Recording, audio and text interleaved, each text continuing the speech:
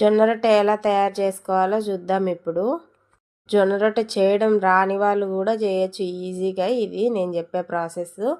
ముందుగా ఒక గిన్నెలో జొన్న పిండి తీసుకొని అందులోకి ఉప్పు వేసుకొని నీళ్లు వేసుకొని ఇలా కలుపుకోవాలి. మెత్తగా పిసుక్కోవాలండి జొన్న పిండి, లేకపోతే పర్లెగ్గుతుందేమో. కొంచెం మెత్తగా ఎక్కువ పిసుక్కోండి. ముద్దగా చేసుకునేవి దీన్ని పక్కన పెట్టుకొని ఒక తపెల్లోకి నీళ్ళు పోసుకొని అందులో ఒక కాటన్ క్లాత్ తీసుకోవాలి. ఆ కాటన్ క్లాత్ని నీళ్ళు తడిపి చపాతీ బండ ఉంటుంది కదా, ఆ బండ మీద వేసుకొని ఈ రొట్టె పిండిని ముద్ద చేసుకొని అందులోకి పెట్టుకోవాలి.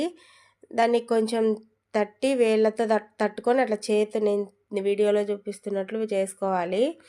క్లాత్ మీద తట్టడం వల్ల అది పర్రెలిగ్గదండి, కానీ చూసుకొని వేసుకుంటా ఉండాలి.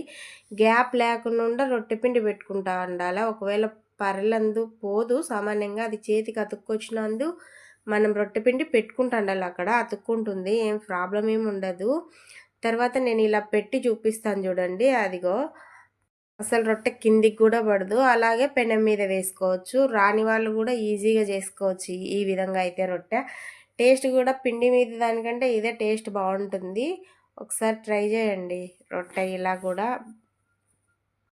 ఓకే అండి, బాయ్.